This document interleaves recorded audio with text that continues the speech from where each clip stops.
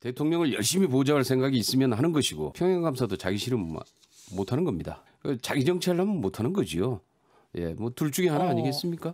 청와대 비서관의 역할은 이걸 제대로 전달하고 다시 대통령의 재가를 받아서 전달하는 역할 아닙니까? 그래서 그런 역할에 충실해야 되고요. 자기의 뭐 의사가 반영이 됐다 안 됐다 이걸 가지고 사표를 낸다 안 낸다 전 적절하지 않다. 저는 사실 그 신현수 수석하고 대학교 동기 동창입니다. 대학교 동기에 회장도 오랫동안 했나 신임이 두터운 친구입니다. 그러니까 권력을 탐하고 뭐 어떤 자신의 이해관계 때문에 저기 기웃하는 그런 스타일이 아니고요. 이 사람이 정치할 사람 아닙니다. 앞으로 정치에 대한 꿈이 전혀 없습니다. 당연히 나오죠. 몇 시에 뭘 올렸다 결정났다 다 나오죠. 그 시각만 공개하면 되는 겁니다. 뭐 간단합니다. 더구나 대통령이 스스로 약속했습니다. 대통령의 24시간은 국민의 시간이기 때문에 24시간 다 공개하겠다고. 예, 신현수 민정수석이 돌아왔습니다. 두 차례 사의 표명하고 휴가 내고 잠적했다가 오늘 출근해서 앞으로 내 거취는 문재인 대통령에게 일임하겠다라고 밝혔는데 일단 사의를 접고 일을 하겠다 이런 뜻으로 보여집니다. 자, 한번 이 내용 짚어볼 텐데요. 네 분 패널 소개하겠습니다. 박수현 신성범 전 국회의원, 김두수 전 민주통합당 사무총장, 윤기찬 국민의힘 법률위원회 부위원장 나오셨습니다. 어서 오십시오. 네. 박수현 의원, 예. 그래도 신현수 수석 돌아와서 다행입니다. 뭐 다행이라고는 생각을 합니다. 어제 밤까지도, 늦은 밤까지도 오늘 사실 사의를 접는 것이 불가능하다라는 대체적인 관측이 청와대 안팎으로 있었거든요. 그래서 오늘 사실 출근을 하면 사의를 다시 표하면 뭐 저는 개인적으로 그런 의견을 말씀을 드렸어요. 단호하게 사표 수리를 해야 한다. 네, 그렇게 말씀을 이제 의견을 전달했는데 어디에요? 뭐 관련된 곳에 예. 했는데 아마 상상을 해보면 이런 걸 겁니다. 아침에 이제 처음 대통령을 만났을 때 신현수 수석이 죄송합니다라고 얘기를 했을 거고 대통령의 품성상 아마 추가 만류라고 하는 거 한 번 더 만류를 당연히 하셨으리라 생각을 합니다. 결과적으로는 주말 내내 여권 지도부나 뭐 청와대 인사들이 계속 뭐 접촉을 시도하고 했을 텐데 접지 않고 계속 언론에 여러 가지 자기 사의를 계속 표하겠다는 말들이 계속 흘렸지 않습니까? 그런데 갑자기 오늘 이제 이렇게 사의를 접은 거 보면 역시 대통령의 마지막 간곡한 만류가 중요한 뭐 지점이 됐다. 저는 그렇게 생각을 합니다. 대통령을 모셨던 박수현 의원 입장에서 봤을 때는 참모가 대통령이 만류하는데도 불구하고 이렇게 사의를 표명하고 또 휴가 내고 가고 이런 게 도저히 이해가 안 되셨나요? 이해가 안 되죠. 안 될 뿐만이 아니라 화도 났습니까? 화도 나죠. 좀 전에 인터뷰에서 김경엽 의원도 굉장히 사실 불만을 이야기하고 있지 않습니까? 신현수 수석을 이해 못할 바는 아니나 그렇다 하더라도 지금 말씀하신 대로 대통령의 참모입니다. 그리고 작은 어떤 행동 하나가 국민에게 미치는 영향, 또 야당으로부터의 공세 이런 것들이 충분히 예견되고 더구나 이 문제가 검찰 개혁과 관련된 그런 연장선상에 있다라고 보여지는 주제들 아니겠어요? 이런 거일수록 더 신중했어야 한다는 생각이고 뭐 제가 들어본 당내에서도 굉장히 큰 그 불만들이 많이 있었던 것이 사실입니다. 어쨌든 오늘 와서 사의를 접고 그리고 직무에 충실하겠다 이렇게 이야기를 한 것은 다행스럽게 생각하고 그런 어떤 그 대통령과 또 국민께 그 어떤 걱정을 끼쳐드린 점에 대해서 보상하려면 하여튼 더 열심히 자기 일을 충실하게 하는 수밖에 도리가 없습니다. 그런데요. 저는 박수현 의원 그 마음이 충분히 이해가 갑니다. 또 대통령을 가까운 거리에서 모셨던 분으로서 충분히 이해가 가는데 신현수 수석도 문재인 대통령을 잘 모르는 사이가 아니지 않습니까? 옛날에 문재인 대통령 노무현 정부 때 민정수석할 때 사정비서관으로 같이 일도 했었고 그랬던 사람이 그렇게 사표를 2번이나 내고 휴가 내고 나 이제 박범계 장관 얼굴도 보지 않겠다라고 했을 때는 뭔가 또 역지사지해서 신수석 입장에서 한번 또 생각해 볼 만한 것도 아닌가요? 그러니까 그렇게 100번을 생각해봐도 뭐 그렇게 크게 잘했다라고 이야기해주고 싶지가 않습니다. 아니 결과적으로 윤석열 검찰총장께서 요구했던 인사는 이성윤 중앙지검장의 교체, 이두봉 대전지검장의 유임 이런 것들 아니었겠어요? 그런데 어떻게 검찰 요구를 100% 다 들어줄 수 있습니까? 이성윤 중앙지검장은 검찰 개혁을 지속해야 되는 책임자이기 때문에 유임이고 대신에 정권의 핵심부를 향하는 원전수사 대전지검장 유임시켜줬지 않습니까? 그러면 결과적으로 균형 인사를 한 것이거든요. 그래서 검찰의 입장을 좀 더 반영해야 되겠다는 의지를 가지고 있었던 신수석에게는 다소 부족한 점이 있으나 그러나 그렇게 균형 인사를 한 것에 대해서 마치 검찰 인사를 완전히 묵살한 것처럼 그렇게 국민이 느끼시도록 하는 행동을 한 것 자체는 잘못입니다. 그러나 신수석 입장으로서는 박범계 장관도 잘못이 뭐냐면 조율은 했을 거 아닙니까 그렇게? 예. 그러면 신수석으로 하여금 윤석열 총장에게 검찰에게 이만저만해서 이렇게 됐다라고 하는 의견을 전달하고 설득하고 하는 역할을 신수석이 하도록 시간을 좀 하루 정도 주었어야 된다고 저는 생각을 하는데 거기서 자존심이 상했고 그러다 예. 보니까 그런 어떤 검찰의 입장을 많이 반영하는 그러한 새로운 법무부와 검찰의 관계를 협력적으로 만들겠다라고 하는 측면에서 보면 검찰을 다독거리기 위해서도 강하게 반발할 수밖에 없다라고 하는 그런 측면도 이해가 안 가는 것은 아닙니다. 알겠습니다. 신성범 의원, 네. 신현수 수석이 돌아오기 힘들 거다 이렇게 생각을 했잖아요. 예상하기를. 그렇죠. 그런데 돌아온 배경은 어떻게 보십니까? 결국은 설득 그러니까 제가 볼 때는 그게 신현수 수석을 왜 데려왔느냐 다시 한번 원점으로 되돌아보면은 꼭 떠올릴 이름이 조국 추미애 윤석열이에요. 다시 말하면은 요 신현수 수석이 된 앞에 역사가 있잖아요. 그러니까 적어도 검찰 출신을 갖다 놔서 어떻게 보면 교량 역할을 링크 역할을 하면서 잘 해보겠다는 게 대통령의 뜻이었을 거예요. 그래서 검찰 출신을 처음으로 민정수석 앉힌 거 아닙니까? 그러면은 제가 볼 때는 적어도 두 사람 간에 문재인 대통령과 신현수 수석 간에는 뭔가 이야기가 왔을 거고 어떤 역할이 있을 거라는 믿음이 있었을 텐데 예.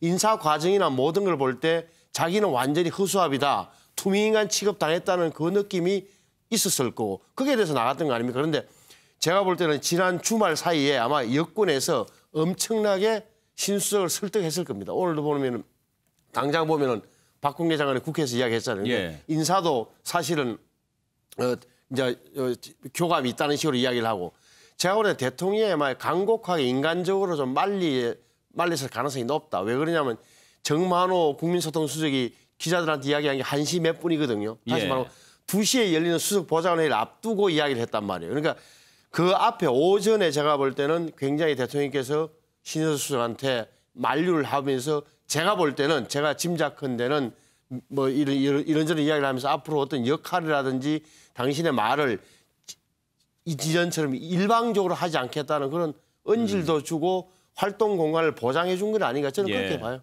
예. 그런데요, 오늘 박범계 법무부 장관이 국회 법사위원회 출석해서 이런 얘기를 했습니다. 대검 검찰의 중간 간부 인사가 있었는데 신현수 수석과도 협의를 했다. 이렇게 얘기했습니다. 그렇다면 휴가 중에 소통이 있었다는 얘기 아닙니까? 그 내용 한번 들어보겠습니다. 그 신현수 수석과 충분한 조율을 마치고 검사장 인사를 하신 건가요? 이것도 답변하지 않으십니까? 몇 차례 만났고 통화도 했습니다. 인사에 관해서. 제 오늘의 답변은 청와대에서 발표한 내용대로 받아들여 주셨으면 좋겠다. 예. 제가 그것에 대해서 다음 소상히 물어보겠습니다. 예. 말씀드리기 어렵다 이런 말씀. 다시 한번 여쭤보는데요.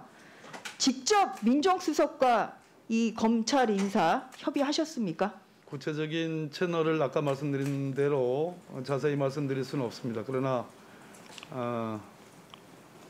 청와대든 또 대검이든 충분한 소통이 있었다라고 저는 생각합니다. 예. 김두수 총장, 그러면은 신현수 수석이 휴가 중에 박범계 장관과 소통이 있었다는 얘기입니까? 직접적 소통이 있었다라고 표현한 것 같지는 않고 채널을 활용했다. 예. 그러니까 메신저가 있었다라고 생각이 들고요. 암만 해도 그 약간의 이제 뭐 주말에 SNS에 이제 등산을 간 걸로 돼. 박범계 장관님은 등산을 간 걸로 돼 있고. 예. 그리고 또 이 신현수 수석은 또 나름대로 뭐 이렇게 직거한 행태니까 직접적 소통은 아니더라도 그 인사를 의논할 수 있는 메신저를 활용해서 이런저런 상의를 한 결과 지금 꽤 뭐 언론이 이 검찰 인사에 대해서 여러저러한 뭐 예측수를 놔두었는데 그걸 다 물리치고 대부분의 그 뭐 핀셋 인사 이런 부분에서 유임을 시켰지 않습니까? 그런 걸 보면 이번에 박범계 장관과 신현수 수석 사이에서 상당히 거부 공평한 그 어떤 당평 인사를 위한 협의가 있었다 이렇게 봐야 될 것 같습니다. 예. 윤기찬 부위원장, 그 검찰 중간 간부 인사가 난 내용을 보면 어느 정도 소통이 있었을까 짐작할 수 있지 않겠습니까? 그 중간 간부 인사 중에 우리가 좀 눈여겨 봐야 할 대목은 어떤 것들입니까? 뭐 일부에서 예상하시는 분도 있었겠지만 어쨌든 그 큰 수사를 하고 있는 부서들의 경우에는 부장급이 바뀌지 않았죠. 예. 그러니까 원전 수사라든가 뭐 채널A 수사 관련돼서 이성윤 지검장과 약간 불편한 관계를 있었던 변부장 같은 경우도 바뀌지 않았고, 또 하나는 임은정 그 대검 감찰정책연구관이 네. 서울중앙지검 검사 그 겸임을 받은 거죠. 이건 수사 권한을 갖게 된 겁니다. 그분이 감찰한 사건 중에 한명숙 위증 사건이 있거든요.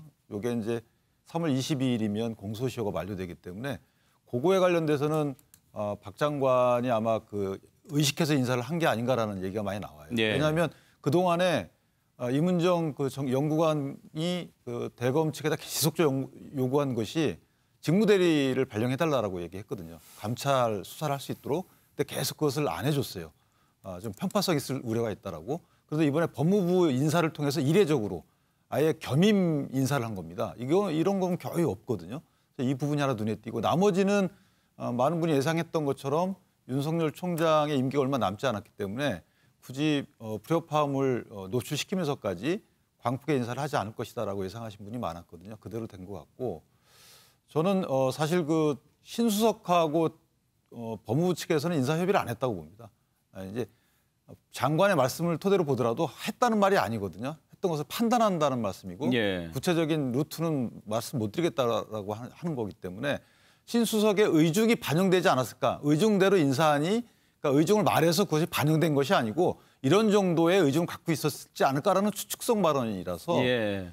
저는 신수석이 이번에 다시 유임을 하게 된 것은 아마 대통령에 대한 충심이다라는 생각을 합니다. 첫 번째는 이전에 김영한 그 민정수석과 우병우 민정비서관과의 관계에 있다가 김영한 수석이 그만두고 민정비서관 우병우가 다시 민정수석으로 올라왔거든요. 이때 좀 뭐 문제가 있었다는 분들이 많이 있기 때문에 그런 그 루트가 아니고 대통령을 충실하게 보좌해달라라는 아마 누군가의 충심 어린 조언이 있었고, 또 하나는 연착륙을 주문했을 것 같습니다. 예. 대통령께 부담이 되지 않는 방법으로 연착륙하는 방법을 좀 해달라라고 한 것을 아마 받아들여지지 않았을까 이렇게 생각합니다. 예. 그렇지 않아도 시끄러운 법사위 신현수 수석건으로 더 말이 많았습니다. 법사위 주요 장면들 한번 보시죠. 민정수석 패싱이냐 대통령 패싱이냐 이 부분이 국민적 관심이 되어 있습니다. 그런데 법무부 장관이라는 사람이 나와가지고 말할 수 없다. 이걸로 다 일관하고 있습니다. 그럼 우리 국회 왜 합니까? 뭐 동문서답식 답변을 한다든지 아예 질의에 답변을 안 한다든지 하는 그 태도 가지고 얼마나 질타가 많았습니까? 국민적 비난도 많았습니다. 그런데 지금 박범계 의원은 추미애 장관 버전 2예요. 똑같지 않습니까? 인사 내용에 대한 불만의 보도들이 처음에 나왔었습니다. 지금은 이제 그 이번 검찰 인사가 절차적으로 문제가 있냐 없냐라는 것으로 번졌는데, 거기에 지금 야당과 친검 언론들이 다 같이 합세해서 동원되어 있는 게 아닐까 싶습니다. 언론에 여러 보도들이 나갔습니다. 수사 현안이나 또는 인사와 관련해서 언론 플레이가 저는 있었다고 생각을 합니다. 예, 언론 플레이 어떤 부분을 얘기하는 걸까요? 그러니까 이게 대체로 이제 저희들이 이제 부처 출입이라는 제도가 있지 않습니까? 사실은 뭐 다 언론인 출신들이 저보다 잘 아시겠습니다만 뭐 선진국에서는 부처 출입이라고 하는 제도 자체를 상상할 수 없다 이런 것이고 그 부작용은 뭐냐면 그 부처의 논리를 그대로 국민에게 설명하는 것이죠. 이 언론의 역할은 뭐냐면 부처의 조치에 대해서 국민에게 어떤 영향이 있을까 하는 것들을 사실 전달과 함께 분석하는 것이 실제 저널리즘의 역할일 텐데 지금 이 검찰 출입의 언론들이 대개 지금까지 한 일은 검찰이 수사 동력을 확보한다는 의미에서 대체로 수사 중인 내용을 특정 언론에 흘리고 그 언론은 단독의 이름을 달고 보도하고 다른 언론이 받아쓰고 그래서 국민 사이에 무엇인가 이건 수사를 해야 돼라고 하는 수사 동력을 만들어내기 위해서 어떤 그 피의 사실을 공표하고 이런 것들이 이제 있었죠. 근데 그런 것들을 전체적으로 이제 이야기를 하는 것 같은데 이번과 관련해서도 사실은 정말 상상도 할 수 없는 소설 같은 이야기들이 많이 있었어요. 예를 들어서 이광철 비서관이 대통령을 독대해서 뭐 결재를 받았을 것이다. 그러면 그 이야기가 언론에 나왔어요. 그럼 어느 루트를 통해 나왔을까요? 그걸 아는 것은 대통령과 이광철 비서관 둘밖에 없을 거 아닙니까? 근데 그런 것들이 나온단 말이에요. 그래서 이제 검찰에서 나오는 이제 피의사실 유포는 또 다른 결의 이야기입니다만 결과적으로 이러한 전혀 상상할 수 없는 사실들이 언론에 자꾸 그런 그 소설 같은 내용으로 자꾸 나오면서 검찰 인사에 검찰이 유리하도록 자꾸 영향을 어떤 미치려고 하는 뭐 이러한 그리고 결과는 지금 와서 그 정권을 향하고 있는 권력 수사를 향하고 있던 그 수사팀들을 다 유임이 됐는데 바로 이 오늘 전까지 보도는 뭐냐면 다 교체될 것이다 아니었습니까? 바로 이렇게 사실과 팩트와 다른 그러한 것들 기사들이 자꾸 난무하는 이유는 거기에 어떤 영향을 미치고자 하는 언론 플레이다라고 하는 뭐 그런 이야기 같습니다. 어떤 매체는 또 이렇게 보도한 것도 있어요. 박범계 장관이 대통령 재가도 안 받고 인사안을 발표를 했고 나중에 대통령이 사후재가 했다. 그런 기사도 있었는데 상식적으로 그게 가능합니까? 불가능합니다. 그렇죠? 네. 근데 신성무 의원 왜 그런 기사들이 나올까요? 우선 그 아마 추론컨대 정보가 전혀 없는 상태에서 한쪽 이야기를 듣고 과다하게 짜 맞추다 보니까 그런 저 나오는 건데 아까 저는 앞에 이 말씀드렸던 하신 저는 여당의 중요한 의원이 뭐 야당과 친금 언론이라는 표현 장관이 언론 플레이라는 표현을 저렇게 노골적으로 하는 것은 좀 문제가 있다고 보는데 왜 그러냐면 저 언론 행태가 분명히 문제가 있어요. 지금 문제가 있다는 모든 대부분 국민이 인정하는 건데 왜 검찰에 관한 한 이 부분이 자꾸 부각됩니까? 중요한 사건 수사팀의 인사를 굉장히 정치적으로 하기 시작했기 때문이에요.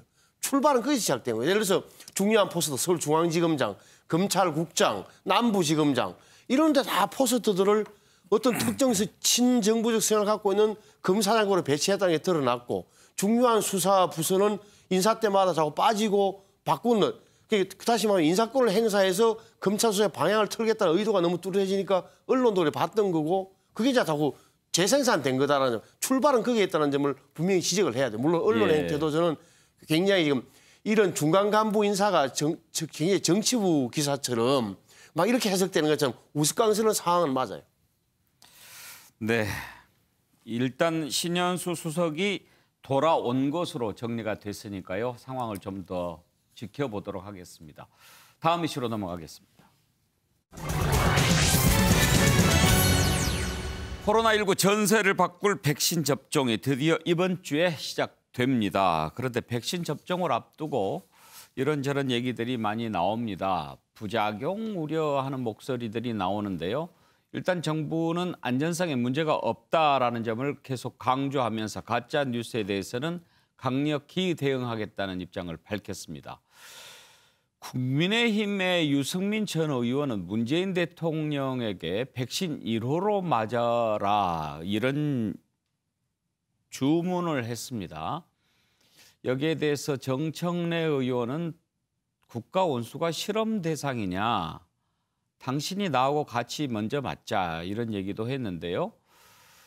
글쎄요. 대통령도 뭐 필요하다면 먼저 맞겠다는 입장 밝힌 바도 있지요. 그런데 왜 이렇게 백신 접종을 코앞에 두고 1호 공방을 벌이는 걸까요? 여기에는 분명히 정치적인 속셈이 있어 보입니다. 관련된 녹취를 먼저 들어보죠.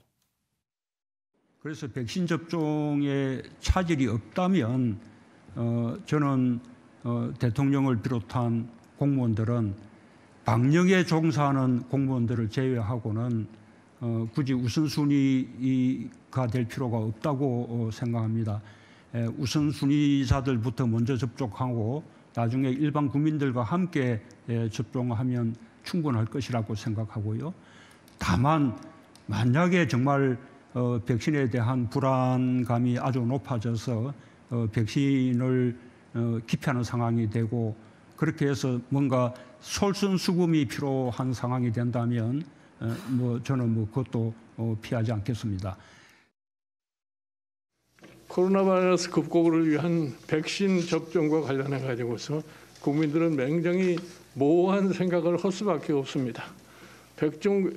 백신의 공급에 관해서도 아직도 명확한 과정이 설명이 되지 않고 있고 백신의 효용성 문제에 있어서도 확실한 설명이 정부가 하지를 못하고 있습니다. 지금 현재 국민들은 얘기를 합니다. 누가 그러면 제일 먼저 백신을 맞는 대상이 될 것이냐. 이 점에 대해서도 정부 당국이 좀 명확한 설명을 국민에게 해줄 필요가 있지 않나 이렇게 생각을 합니다. 제가 백신 1차 접종 대상자는 아니지만 백신에 대한 불신과 불안감 해소를 위해서라면 그리고 정부가 허락한다면 저는 정치인이자 의료인의 한 사람으로서 먼저 아스트라제네카 백신을 맞을 용의가 있다는 점 말씀드립니다. 백신은 과학의 영역입니다. 아스트라제네카 백신은 영국에서 옥스포드 백신이라며 크게 각광받고 있다고 합니다. 화이자, 모더나 백신 모두 세계보건기구에서 품질과 안전을 공인받았습니다. 이런 상황에 야당은 백신에 대한 불신과 불안을 부채질하고 있습니다. 그런데 지금 야당은 백신 접종과 재난지원금을 서울, 부산 시장 선거와 연관지어 비난하고 있습니다. 그것은 코로나와 민생을 최대한 불안하게 만들어서 선거를 치르겠다는 야당식 선거 전략이라고 단정하지 않을 수 없습니다. 김두수 총장, 여당은 야당의 저런 공세를 선거 전략이다 이렇게 보는 것 같습니다. 네, 암만 해도 이 선거에 유리하니까 저 이야기를 하고 있다라고밖에 생각할 수 없는 게 세계 각국에서 지금 다 접종이 시작되고 있고 그 심각한 부작용은 드러나 있지 않은 상태거든요. 특히 유승민 의원 같은 경우는 4년 전 대통령을 해보겠다고 출마까지 하신 분인데 대통령 2호를 맞아라 이런 이야기는 제가 좀 다른 논리로 말씀드려보겠습니다. 원자력 발전소가 안전하지 않습니까? 이 안전 하나를 가지고 그럼 서울 시내에 원자력 발전소를 지어라. 이게 성립됩니까? 그러니까 안전성의 문제와 서울에 원자력 발전소를 짓는 건 또 다른 문제입니다. 굉장히 복합적으로 고려해야 될 그런 요소가 있고 그래서 안전하지만 우리나라는 주로 바닷가에 짓고 있는 것처럼 아스트라제네카의 이 백신은 안전합니다. 그 안전을 대통령이 맞아야 먼저 맞아라. 이 이야기는 또 다른 차원의 문제죠. 국가 원수와 여러 가지 상징적인 게 있기 때문에 먼저 맞을 수도 있고 좀 천천히 맞을 수도 있는데 문재인 대통령이 그렇게 말씀했었죠. 먼저 의료에 첨단 의료를 하고 있는 분들이 먼저 맞고 그다음에 불신이 있다면 내가 먼저 맞겠다 이렇게 이야기했는데 그런데 야당은 이 불신을 전제로 해서 지금 한쪽은 조장하고 또 안철수 후보는 이 불신을 조장한 거에 본인의 선거의 유불리를 따져서 내가 그럼 먼저 맞겠다 이렇게 이용하고 굉장히 선거 논리라고 좀 한심해 보입니다. 윤기찬 부위원장 의견 들어볼까요? 불신을 조장했다기보다는 애당초에 여권에서 일단 불신을 부추기는 발언이 나왔었죠. 이건 이제 백신 물량을 왜 조기 확보 못했냐라고 야권에서 문제 제기를 하자 여당의 원내대표 분이 이제 말씀을 주셨죠. 안면마비론 부작용이 있다. 그때 이제 그런 것들에 대한 문제 제기를 지금 이렇게 하는 것이고요. 저는 개인적으로 이걸 대통령께 이걸 1호 접종해라 이렇게 요구하는 것보다는 그렇지만 우리가 먼저 맞겠다. 만약에 이게 특혜라는 시비가 없다면 왜냐하면 김종인 위원장도 이미 연세가 65세가 넘었기 때문에 65세 미만으로 맞는 거잖아요. 아스트라제네카가. 그러니까 야당이 이렇게 한번 우리가 맞겠다라고 먼저 제의했으면 어땠을까라는 생각이 들고요. 개인적으로 다 이걸 정치적으로 이용하려고 그랬으면 실패입니다. 왜냐하면 대통령이 1호 접종을 하게 되면 대통령 지지율이 훨씬 올라가요. 그래서 정치적 고려로 한 건 아니고요. 이것은 여권과 당정에 촉구를 한 거죠. 이렇게 일관성 있는 정책을 펴달라는 의미로 촉구했다고 받아들이면 될 것 같습니다. 예. 그런데 지금 이제 대통령 같은 경우에는 65세 이상이기 때문에 1호 접종 현실적으로는 불가능하죠. 만약에 이런 상황에서 대통령이 1호 접종하면 그건 또 세칙이다 뭐 이런 얘기 나오지 않을까요? 하여튼 이런저런 논란 속에 정은경 청장은 만약에 이런 논란이 계속되고 국민 불안이 커진다면 유명 인사 먼저 접종할 수도 있다 이런 얘기를 했네요. 한번 들어보시죠. 현재 예방접종을 진행하는 거는 이미 임상시험을 거쳐서 안전성과 효과성이 확인된 허가를 받은 백신을 접종을 합니다. 그래서 백신 접종을 맞으시는 모든 국민들은 누구가 되든 실험 대상이 아닙니다. 예방접종에 대한 국민들의 불안이 크고 또 우려가 많이 제기가 돼서 누군가 사회 저명 인사 또는 그 보건의료계의 대표들이 그런 국민들의 불안감을 좀 더 완화시켜주기 위해서 접종을 하는 게 필요하다라고 판단이 되면 그런 접종은 언제든지 할 수 있다고 생각을 합니다. 예, 접종이 시작되면 쌍수로 환영할 줄 알았더니 또 이런저런 얘기가 나옵니다. 그러니까 백신마저 정치화하는 야당의 그 태도가 좀 섭섭하기도 하고 또 선거에서 야당이 국민께 오히려 회초리를 맞을 일이다. 저는 그렇게 생각을 합니다. 좀 뭐 우리 신성모 의원님 섭섭할 줄 한번 들어보세요.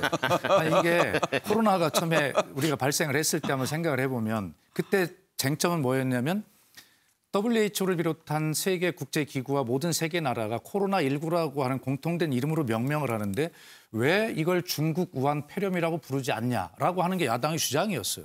한참 싸웠습니다. 그거 가지고. 그다음에 왜 중국인을 입국을 거부하지 않느냐라고 하는 것과 얼마나 논란이 많았습니까? 처음에 정부도 얼마나 당황했겠어요. 그리고 마스크라는 것이 전략물자로 비축이 되어 있는 것이 아니기 때문에 마스크를 제때 공급한다는 건 어려운 일이죠. 근데 그것을 가지고 마스크 하나를 제대로 공급 못하는 정부라고 얼마나 공격을 했습니까? 야당이 정부가 마스크 대책 세우는데 좀 도와준 적이 있습니까? 그런데 백신 가지고 이제 이야기를 하니까 처음에는 백신을 확보 못했다고 확보 실패라고 공격을 했어요. 이제 7,900만 명분을 안전하게 확보를 했다고 하니까 이제는 확보 실패가 공격이 안 되니까 이제는 안전성, 불안 이런 거 가지고 또 공격을 합니다. 예. 1월 18일 날 대통령께서 기자회견에서 내가 1호로 맞아야 될 필요성이 있다면 얼마든지 그것을 피하지 않겠다라고 정말 정중하고 진중한 말씀으로 이미 약속을 하셨는데 거기에 대해서 무슨 말이 더 필요합니까? 예. 그래서 저는 이제 뭐 재난지원금도 선거용이라고 그렇게만 이야기를 하는데 야당이 재난지원금이 선거의 표에 이득이 되면 야당이 먼저 제안해서 더 많이 주자고 제안하세요. 그리고 같이 토론해서 같이 통과시키면 야당에게 표를 더 많이 줄 거 아닙니까? 김종인 비상대책위원장님께서 대통령 긴급 재정 명령으로 100조 원을 주자고까지 말씀하셨어요. 그런데 왜 태도가 자꾸 바뀝니까? 그래서 이것이 제가 결론은 이 백신마저도 아까 이낙연 대표는 과학이라고 그랬는데 백신은 의학이자 과학입니다. 예. 정치화해서는 안 된다. 이런 말씀을 드립니다. 신성호 의원. 아니 이게 백신 확보가 다른 나라에 비해 주요 국가에 비해서 늦었던 것은 정확한 사실이기 때문에 제가 뭐 설명드리지 않겠는데 그때 정부에서 설명했던 말이 다른 나라에서 부작용 생기는 거 보고하겠다는 거면서 그때 부작용 먼저 이야기를 했어. 그리고 또 이번에도 65세 이상 전 다 하겠다고 했다가 65세 이상 정부에서 오락가락 한 거 아닙니까? 65세 보류한다. 65세 미만만 하겠다고 했던 걸. 그러니까 국민들이 생각해도 이 백신에 문제가 있는 거 아니야라고 믿을만 했단 말이에요. 그리고 이 처음에 출발은 국회의원들이 아니에요. 정치인들이 아니고 외신, 이른바 전문가들이에요. 스위스 남아공은 아스트라제네카 승인 안 한다더라. 독일, 프랑스는 65세 미만만 한다더라. 이게 정폭돼가지고 이래 된 거란 말이에요. 그러면 제가 볼 때는 유승민 전 의원이 한 이야기는 뭐냐. 대통령 보고 실험 대상이 되라고 한 이야기가 아니고 모범을 보여달라 국민들이 불신을 갖고 있으니까 대통령께서 맞으면 그 불신이 사라질 거 아닙니까? 단순한 이야기예요. 그런데 정청래 의원이 갑자기 끼어들어서 대통령을 실험 대상으로 하란 말이냐 하면서 이게 변질돼 버린 거예요. 정확히 말하면은 심지어는 제가 볼 때는 오히려 대통령 참모 중에는 오히려 저 머리가 좀 뛰어난 사람이 있다면 이거 대통령이 먼저 맞는 거 한번 이벤트 멋지게 하는 게 좋겠습니다라고 상신할 그럴 일이라는 걸 좀 말씀드리고. 잘 아시는 대로 조 바이든 당선자 신분에 맞는 거 받고 그다음에 영국의 90세 그 간호사 할머니 맞는 거 받고 미국에서 흑인 그 간호사 맞았고, 그럼 뭐 이스라엘 총리, 뭐 인도네시아 대통령 다 맞잖아요. 국민들이 안 믿기 때문에 나와서 맞아주고 신뢰를 높이는 거니까. 그래서 저는 저 부분은 대통령 말씀도 맞는데 언젠가는 대통령께서 한번 불신이 높아지면 국민들이 안 하게 되면 계속 백신 안 맞겠다는 의견이 많이 나오면 하는 게 필요하다. 그 정경청장이 됐건 정세균 총리가 됐건 보건복지부 장관이 됐건 대통령이 됐건 그걸 꼭 해나가는 게 맞다고 봐요. 박수현 의원 얘기할 때는 박수현 의원 말이 다 일리가 있는 것 같은데 또 신성범 의원 얘기를 들어보니까 또 그런 것 같기도 한데 한 가지요. 네네. 팩트가 중요한 것은 미국에서 바이든 대통령 맞고 이렇게 맞는 것은 아스트라제네카가 아니거든요. 그렇죠. 화이자죠. 이제 화이자니까 화이자는 65세 이상도 상관이 없지만 다만 아스트라제네카는 65세 이상이 아직 확실하게 효과가 안 나타나니까 우리나라가 아스트라제네카가 맨 먼저 들어온다는 데서 지금 문제가 있는 거죠. 그래서 65세 이상도 처음에는 의료진이 알아서 판단하라고 했다가 왜 또 의료진한테 넘기냐 정부가 결정해 줘라. 그래서 이제 65세 이상은 그러면은 맞지 말자 한 거 아니에요? 그렇죠. 이다음에 백신 들어오면 맞기로 하고. 근데 문재인 대통령이 65세 이상이니까 아스트라제네카 맞는 것 효과가 없을 수 있으니까 그런 부분들은 팩트를 좀 따져보긴 해야 되죠. 아니 그러니까 저 좋습니다. 그 부분에 대해서는 그러니까 정확하게 말하면 미국에서도 아스트라제네카 3상 뭐 데이터가 나와야 되고 영국에서도 보고 다시 판단하겠다는 건데 이걸 결정한 조직이 뭐냐면은 예방접종 전문위원회거든요. 이게 2월 17일인가 이미 임기가 종료됐어요. 새로 이제 뽑힌 분들이 아스트라제네카 65세 이상을 어떻게 할 건지 결정할 텐데 저는 그 대목에 대면 다시 한 번 더 정부에서 판단하는데 저는 대통령의 계속 중요한 것은 이른바 정치 지도자들 많이 알려진 분들 보건복지부 장관을 포함해서 이런 분들이 국민들 앞에 나와서 자신 있게 믿어주십시오. 제가 직접 맡겠습니다 하는 그 절차는 거치는 게 좋겠다고 보는 거예요. 저. 예, 윤기찬 부위원장 어떻게 생각하십니까? 예, 야당 입장에서 혹시 또 이제 좀 덧붙이고 싶은 것은 야당이 국민보건 문제 갖고 정쟁화한다는 인식이 있을 것 같아서 애당초에 중국으로부터의 입국자 제한 조치 그 부분은 늦었던 건 사실이죠. 그것이 외교적 문제를 제외하고 오로지 보건 문제로 보면 늦었던 건 사실입니다. 그래서 야당 측에서 문제 제기를 하자 그게 또 어느 정도 반영이 됐단 말이죠. 그다음에 백신 부분도 백신 예산을 여당이 전혀 편성하지 않다가 야당이 문제 제기하자 그 반영이 됐어요. 야당이 건전한 역할입니다. 마스크 문제도 마찬가지입니다. 마스크 문제 늦었죠. 뭐 정부가 일부러 늦었지는 않겠지만 결국 늦어서 야당이 문제 제기를 해가지고 결국 수출 제한 조치 같은 걸 해가지고 확보를 또 해갔단 말이죠. 그러니까 야당의 이런 역할이 정쟁으로 보면 한이 없습니다. 이번에 대통령에 대한 접종 문제도 그렇습니다. 지난 독감 백신이 사실은 유통 문제가 불거져서 폐기가 돼버렸죠. 국민들 기피했단 말이죠. 이런 것들이 다시 불거지면 안 되기 때문에 이런 건 어떠냐라고 제안으로 받아들이면 될 텐데 이것을 마치 아까 어떤 분이 말씀하셨지만 실험 대상이냐라는 단어까지 써가지고 백신의 안전성을 오히려 더 나쁘게 국민들께 인식시켰단 말이죠. 이런 것들이 이제 정쟁을 서로 간에 부추기는 것이 되는데 야당의 이런 역할은 사실은 정쟁을 부추기는 것이 아니고 건전한 역할이다. 뭐 숨은 정치적 이해를 추구하는 뜻이 있을지언정 사실은 여당이 받아들일 때는 이것을 파트너로 받아줘야 되는 것이죠. 그래서 저는 그런 관점이 어떨까라는 생각을 해봅니다. 제가 제안을 하나 드리면 그래서 윤기찬 부위원장님 당에 가셔서 이제 그런 정쟁적인 요소로 흐를 수 있는 거 빼고 국민이 잘한 것을 야당이 좀 칭찬하면 야당이 점수를 더 딸 것 같아요. 예를 들어서 우리가 진단키트 같은 것들이 세계 170여 개국에 한 3억 불어치 수출도 했고 ISO 세계 표준기구에서 역사상 처음으로 만장일치로 표준으로 설정이 되고 이런 어떤 국민적 잘한 거 아닙니까? 그다음에 이번에 이제 쥐어짜는 주사기 소위 LDS 이런 문제도 대기업과 중소기업이 물론 정부가 스마트 공장 지원 사업을 같이 했습니다만 그런 것들을 잘해서 기업이 잘했어요. 그런 부분들을 정부가 또 여당이 칭찬을 하면 자화자찬한다고 그러니까 얘기를 못 하는데 야당이 그런 거 좀 잘했다고 칭찬하면 여당이 거기서 뭐라고 하겠어요. 그러니까 그렇게 그런 거 잘한 거는 잘했다고 좀 칭찬을 야당이 윤기찬 부위원장이 국민의힘에 가서 이런 거 여당 칭찬합시다 그렇게 얘기하라고요? 아니 여당이 아니라 그 기업을 좀 칭찬하자는 이야기를 하라. 아니 사실은 그런 얘기는 해본 적이 있어요. 예. 여러 대변인이 계신데 각 당에 긍정적인 면만 보는 대변인 하나는 둘 필요 있다. 그래서 사실은 칭찬할 부분도 많이 있거든요. 그런데 그 부분은 언급 안 하고 대변인. 언급 안 하고 보통 이제 단점에 대한 언급만 하기 때문에 이것이 정쟁이 그거 정당법에 하나 만듭시다. 각 당은 의무적으로 칭찬 대변인 한 명씩을 두도록 한다. 자주 칭찬하면 안 되겠지만 그래도 그런 역할을 하는 분은 한 분 계셔도 좋지 않을까 싶습니다. 그러면 정치 문화 좀 달라지지 그럴 것 않겠어요? 같은데요. 아주 좋은 생각인데요. 예.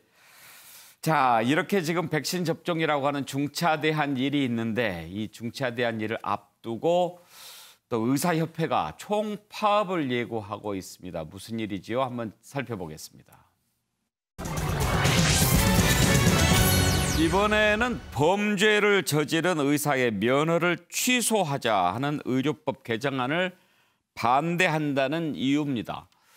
국회 보건복지위원회에서 통과된 법안인데요. 금고 이상의 형을 선고받으면 그 의사의 면허를 정지하거나 취소하는 그런 의료법 개정안입니다. 최대집 의사협회장, 만약에 이 법 통과되면 백신 접종 의정 협력 물 건너갈 것이다. 결사적으로 반대한다. 글쎄요, 의사들은 잘못을 저질러도 그냥 의사 면허 유지해야 된다는 얘기냐, 그런 비판 나올 수도 있지 않겠습니까?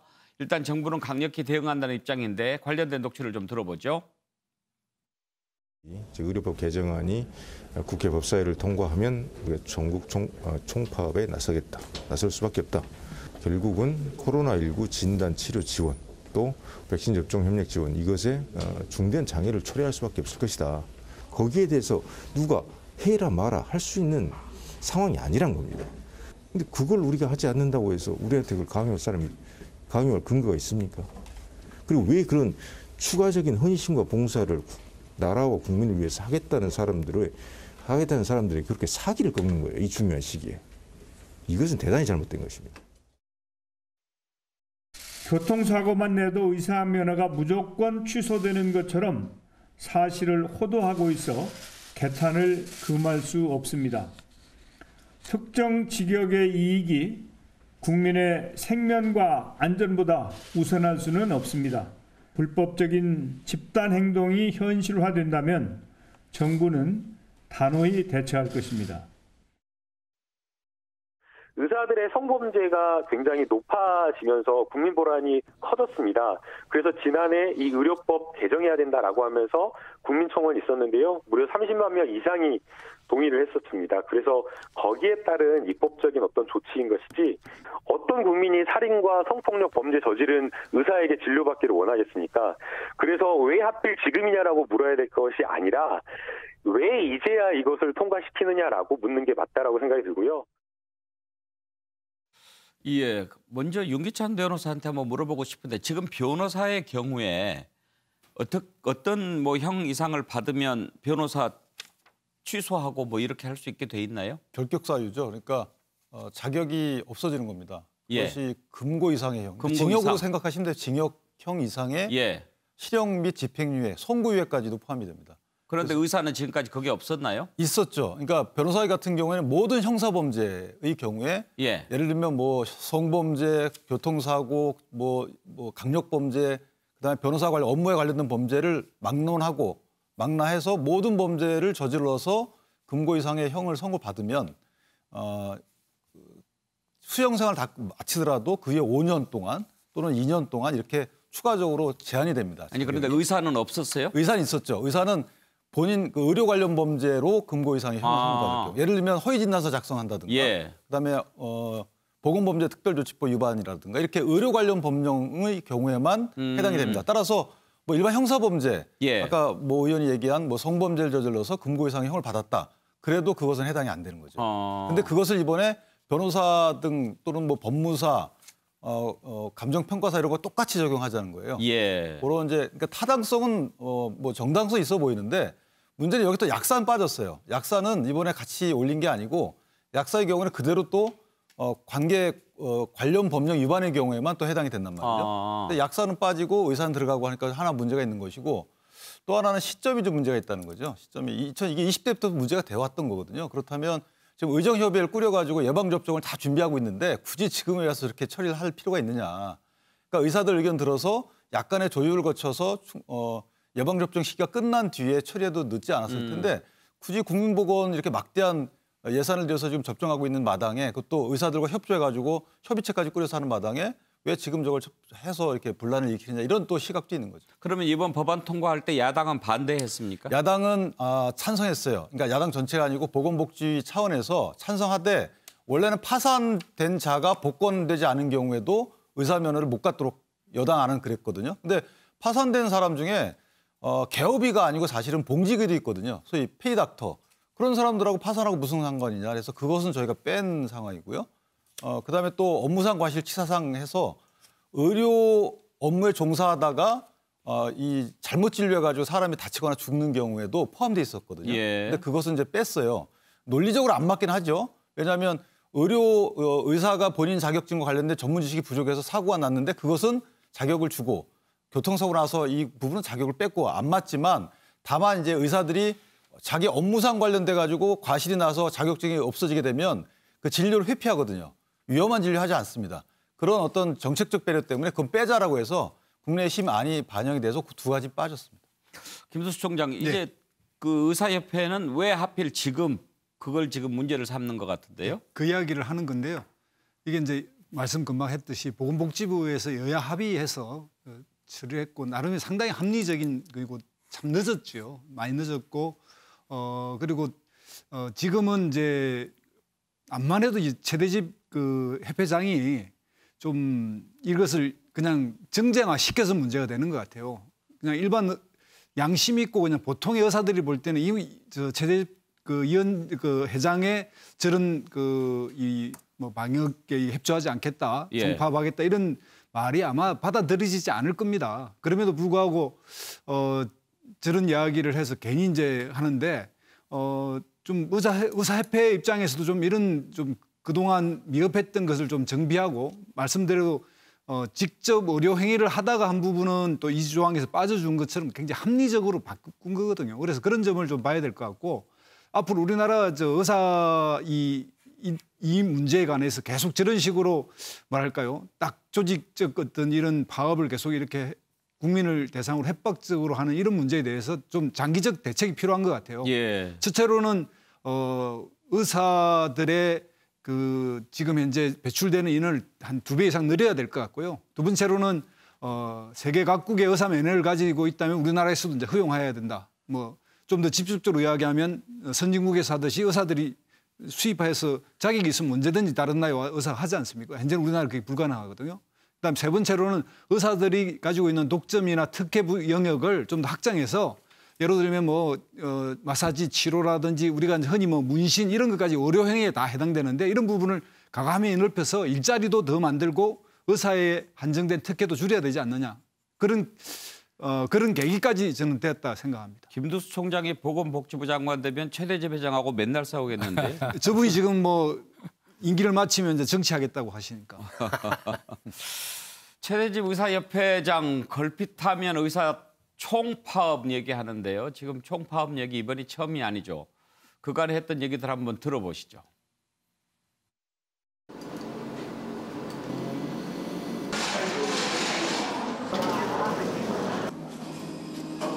4월 하순경 전 의료계가 동참하는 집단행동을 추진할 것입니다.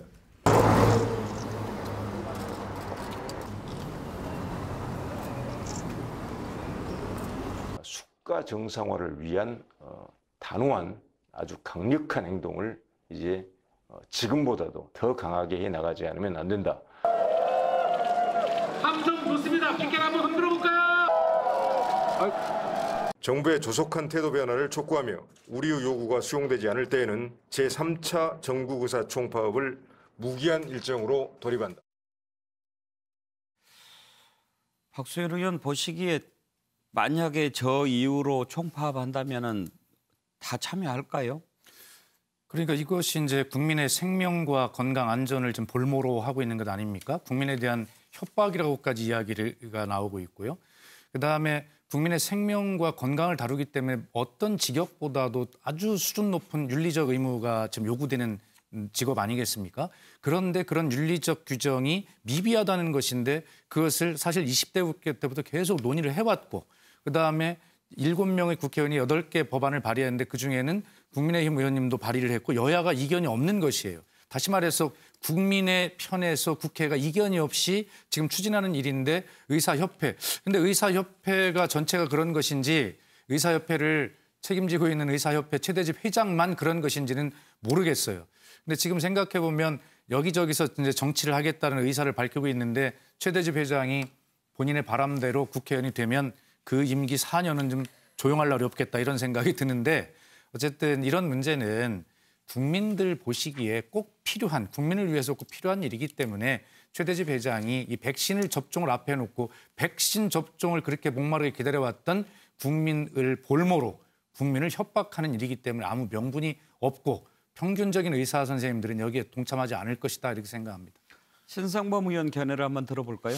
저는 이런 상황이 불편한 게 죄송합니다만 국민의 건강과 생명권을 볼모로 한다는 거하고 그다음에 기득권과 특권을 누리고 있는 의사 집단이 반성하라는 귀결로 간다면 저는 별로 얻을 게 별로 없다고 보는 편이에요. 그러니까 이건 의사협회의 주장이 별로 제가 볼 때도 타당하지도 않아요. 그런데 예를 들어서 뭐 국가에서 면을 관리하잖아요. 이렇게 변호사도 있고 변리사도 있고 세무사도 있을 텐데 그거 맞추면 좋겠다. 그리고 의사협회 따라하면 좋겠는데 본질적으로 보면 아까 김남국 의원은 묻지 말라 했지만 왜 지금이냐고요. 그러니까 이게 오랫동안 논의가 됐고 필요하다면 이 당장 이렇게 이 시점에서 이렇게 해가지고 의사들 기분 나쁘게 해가지고 다시 결과적으로 뭐 국민들에게 더 폐가 되는 이런 상황에서 이걸 꼭 이 시점에서 왜 하냐. 작년 8월 달에 최대집 회장 나와가지고 했던 그 사안의 연장선상이 있단 말인가. 그럼 의사들을 한 번 더 이렇게 다 잡겠다는 거 아닌가는 의심을 제3자로는 지울 수 없는 거다. 의사협회가 잘한 건 없지만 저는 이게 지금 시점에서 밀어붙이는 것은 좀 문제가 있다. 저는 그래 봐요. 예. 그런데 또 필요하다면 뭐 코로나 상황이라도 할 것은 해야 되지 않겠습니까? 그러니까 필요하다면인데 이게 지금 다른 뭐 변호사, 변리사, 세무사, 행사 어찌 돼 있으면 모릅니다만 어떻게 되는지 잘 모르겠으나 이걸 여기에 굉장한 개혁 입법의 하나인 것처럼 해가지고 이렇게 막 할 이유와 모든 게 시점이 있는 건데 할 이유가 뭔지 전 저로서는 굉장히 좀 의아하더라고요. 예. 지금 김남국 의원과 최대집 협회장 간에 이렇게 SNS 공방도 펼쳐지고 있는데요.